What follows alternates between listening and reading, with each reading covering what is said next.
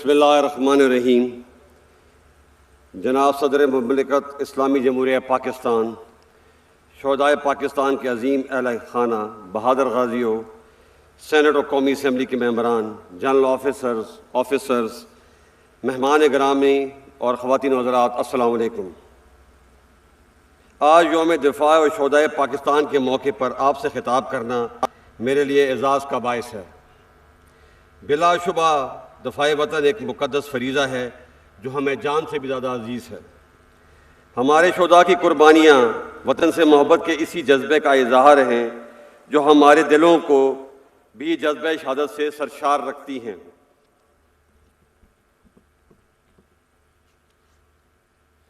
قیام پاکستان سے لے کر آج تک کے مستحکم پاکستان تک کا سفر پاکستانی قوم کے جذبوں، ایثار اور وطن سے محبت کی عظیم روایات سے مزین ہے۔ ہمارے بزرگوں نے اپنی قربانی سے آزادی کی جو شمع جلائی، اسے ابتدائی سے کڑے امتحانوں کا سامنا کرنا پڑا۔ 1948 ہو یا ستمبر 1965 کی جنگ یا 1971 کی لڑائی، مارکہ کارگل ہو یا دہشت گردی کے خلاف طویل اور صبر آزما جنگ، ہر آزمائش میں افواج پاکستان نے ثابت کیا ہے کہ ہم ہر حالت میں اپنے ملک کا دفاع کرنا جانتے ہیں اور اس کے لیے ہر قیمت ادا کرنے کو تیار ہیں۔ مارکہ کارگل ہو یا دہشت گردی کے خلاف طویل اور صبر آزما جنگ، ہر آزمائش میں افواج پاکستان نے ثابت کیا ہے کہ ہم ہر حالت میں اپنے ملک کا دفاع کرنا جانتے ہیں اور اس کے لیے ہر قیمت ادا کرنے کو تیار ہیں۔ معزز حاضرین، آج کے دن ہم اپنے تمام شہید اور ان کے وطن کے ساتھ ان کے عظیم ورثاء کے جذبہ اظہار، حوصلے اور صبر و استقامت کو بھی سلام پیش کرتے ہیں۔ جس طرح ہمارے شہداء قوم کا فخر ہیں، آپ بھی ہمارا وقار ہیں۔ آپ نے اپنے پیاروں کو وطن پہ نشاور کر کے جو قربانی دی ہے، پوری قوم آپ کی مقروض ہے۔ میں آپ کو یقین دلاتا ہوں کہ آپ کے پیاروں کی قربانیاں نہ کبھی فراموش ہوں گی اور نہ رائے گاں جائیں گی۔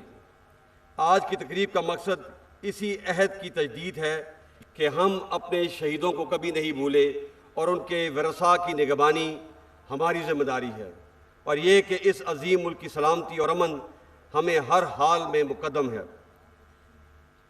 ہمارے وطن سے محبت تمام ذاتی، گروہی، لسانی و نسلی تعصبات سے بالاتر ہے، اور یہ کہ پاکستان کی حفاظت، امن اور ترقی کے جاری سفر کے لیے ہم کسی قربانی سے بھی دریغ نہیں کریں گے۔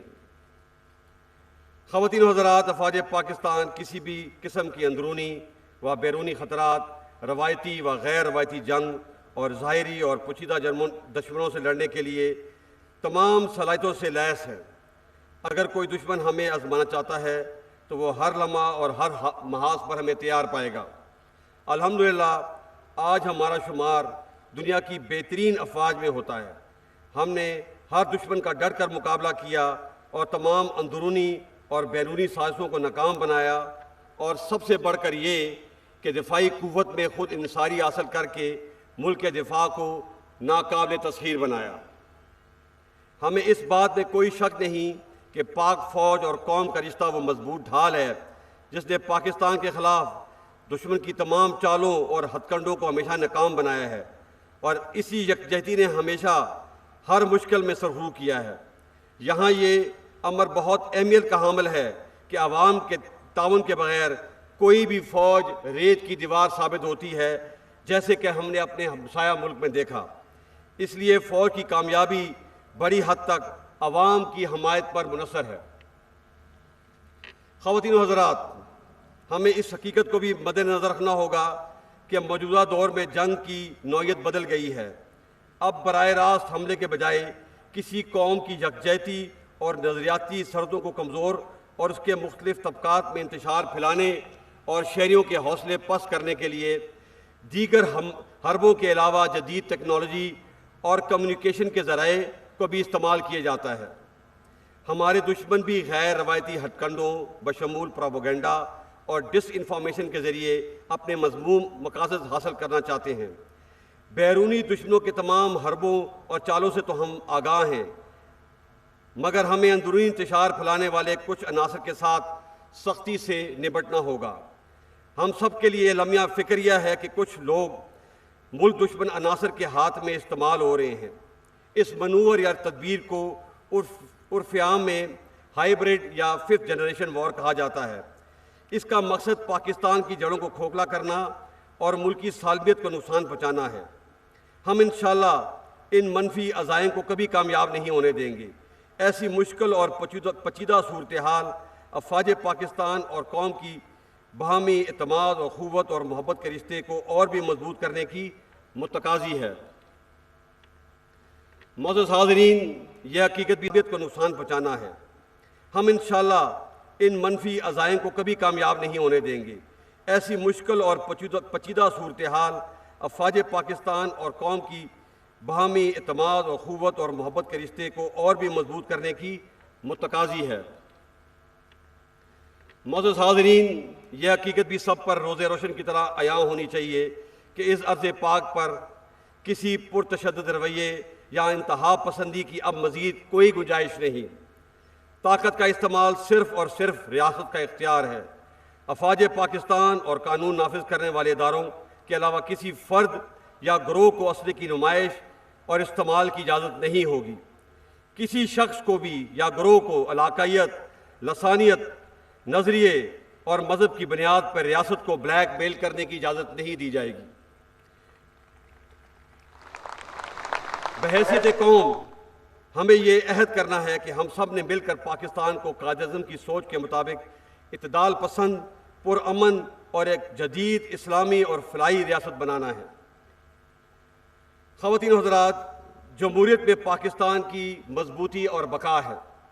اسے مزید مستحکم کرنے کے لیے ہم سب کو آئین کی پاسداری اور انصاف، برداشت اور بردباری کے اصولوں پر عمل پیرا ہونا ہوگا۔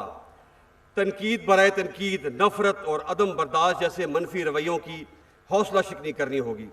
پاکستان نے اگر ترقی کرنی ہے تو ہمیں اپنی انا اور ذاتی مفاد کو پس پشت ڈالنا ہوگا۔ اس جذبے اور اصرار کی زندہ مثال ہمارے شہداء ہیں۔ ہمیں ان سے سبق سیکھ کر آگے بڑھنا ہے، اور بقول امریکی صدر جان ایف کینیڈی، یہ مت پوچھئے کہ ملک آپ کے لیے کیا کر سکتا ہے، بتائیے آپ ملک کے لیے کیا کر سکتے ہیں۔ یہاں میں اس بات پر بھی زور دینا چاہتا ہوں کہ 21ویں صدی میں ہمیں ایک دوسرے کے خلاف جیو پالیٹکس کی روایتی منفی سوچ کے بجائے عوام کی ترقی اور خوشحالی اور علاقائی تعاون کے فروغ کے لیے جو جیو اکنامک ترجیحات، خطے کے اشتراک اور جدید ٹیکنالوجی کے حصول پر کام کرنا چاہیے۔ میں سمجھتا ہوں کہ اب تعلیم، صحت، infrastructure development, population control, climate change ہماری ترجیحات ہونی چاہیے۔ معزز حاضرین، ہم خطے کی صورتحال پر گہری نظر رکھے ہوئے ہیں، خاص طور پر افغانستان سے غیر ملکی افواج کے انخلاء کے بعد جہاں صورتحال امن و استحکام کا ایک موقع فراہم کرتی ہے، وہیں یہ مزید خطرات اور مشکلات کا پیش خیمہ بھی ثابت ہو سکتی ہے۔ ہم افغانستان کے برادر عوام کی سلامتی اور ترقی کے لیے خواہش مند ہیں اور یہ توقع رکھتے ہیں کہ اقوام متحدہ سمیت خطے اور دنیا کی بڑی طاقتیں افغانستان میں پائیدار امن کے لیے اپنا مثبت کردار ادا کریں گی۔ اس بات میں کوئی شک نہیں کہ 1979 سے افغانستان کے عوام نے بہت سی مشکلات کا سامنا کیا ہے۔ ہم جنگ کی تباہ کاریوں اور اس کے نتیجے میں پیدا ہونے والے افغان بھائیوں کی مشکلات اور دکھ درد سے نہ صرف آگاہ ہیں بلکہ اس درد کو محسوس بھی کر سکتے ہیں۔ پاکستانی قوم ہمیشہ کی طرح آج بھی اپنے افغان بھائیوں کے ساتھ کھڑی ہے۔ ہماری خواہش ہے کہ افغان لیڈرشپ تمام معاملات افہام و تفہیم کے ذریعے طے کرتے ہوئے افغان عوام کو امن اور خوشحالی سے ہمکنار کرے۔ ہم یہ بھی توقع کرتے ہیں کہ افغانستان میں ایک مستحکم اور تمام فریقین کے نمائندہ حکومت قائم ہو، انسانی حقوق بشمول خواتین کے حقوق کا احترام کیا جائے، افغان سرزمین کسی بھی دوسرے ملک کے خلاف استعمال نہ ہو، اور اس کے ساتھ ساتھ ہم یہ بھی توقع کرتے ہیں کہ دنیا اس مشکل گھڑی میں افغان قوم کو تنہا نہیں چھوڑے گی اور نہ کسی انسانی بحران کا شکار ہونے دے گی۔ اس سلسلے میں پاکستان دنیا سے ہر ملک سے تعاون کرنے کے لیے تیار ہے۔ خواتین و حضرات، جہاں تک ہماری قوم کو تنہا نہیں چھوڑے گی اور نہ کسی انسانی بحران کا شکار ہونے دے گی۔ اس سلسلے میں پاکستان دنیا سے ہر ملک سے تعاون کرنے کے لیے تیار ہے۔ خواتین و حضرات، جہاں تک ہماری مشرقی سرحدوں کا تعلق ہے، اس میں بالخصوص 2019 کے بعد کئی نازک لمحات آئے، مگر پاکستان نے صبر و تحمل کا مظاہرہ کرتے ہوئے ایک ذمہ دار اور امن پسند ریاست ہونے کا ثبوت دیا۔ تاہم ہماری امن پسندی کی خواہش کو ہماری کمزوری نہ سمجھا جائے۔ ہم کسی بھی جارحیت کا بھرپور مقابلہ کرنے کی اہلیت رکھتے ہیں۔ میں یہ واضح کر دینا چاہتا ہوں کہ پاکستان اور ہندوستان کے تعلقات کے درمیان کشمیر کا مسئلہ کلیدی حیثیت رکھتا ہے۔ ہم کشمیر کے بارے میں ہندوستان کے 5 اگست 2019 کے تمام یک طرفہ اور غیر قانونی اقدام کو رد کرتے ہیں، جو تمام بین الاقوامی اصولوں کے منافی ہیں۔ ہم کشمیری عوام کے جذبہ حریت، شہیدوں کی قربانیوں اور خاص طور پہ سید علی گیلانی کی طویل اور عظیم جدوجہد کو خراج تحسین پیش کرتے ہیں اور یقین دلاتے ہیں کہ ہم ہر سطح پہ اپنے کشمیری بھائیوں کی سیاسی، اخلاقی اور سفارتی حمایت جاری رکھیں گے۔ معزز حاضرین، آخر میں وطن کی آزادی، سلامتی اور حرمت پر قربان ہونے والے افواج پاکستان کے بہادر افسروں، سردار صاحبانوں، جوانوں، انٹیلیجنس ایجنسیز کے اہلکار، ایف سی، رینجر، پولیس اور لیوی کے شہداء کو سلام عقیدت پیش کرتا ہوں۔ یقیناً ان کی ثابت قدمی اور قربانی کی بدولت ہی ہماری آزادی کو دوام ملا ہے۔ جوانوں، انٹیلیجنس ایجنسیز کے اہلکار، ایف سی، رینجر، پولیس اور لیوی کے شہداء کو سلام عقیدت پیش کرتا ہوں۔ یقیناً ان کی ثابت قدمی اور قربانی کی بدولت ہی ہماری آزادی کو دوام ملا ہے۔ میں شہداء کے لواحقین کے صبر و استقامت کو بھی سلام پیش کرتے ہوئے اس بات کا برملا اظہار کرتا ہوں کہ اس قوم کو دنیا کی کوئی طاقت شکست نہیں دے سکتی جس کی مائیں اپنے بیٹوں کو وطن کی حرمت پر قربان ہونے کے لیے پروان چڑھاتی ہیں۔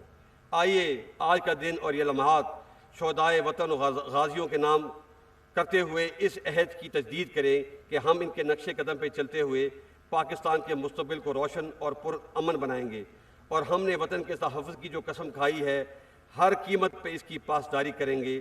اللہ تعالی ہمارا حامی و ناصر ہو۔ پاک فوج زندہ باد، پاکستان پائندہ باد۔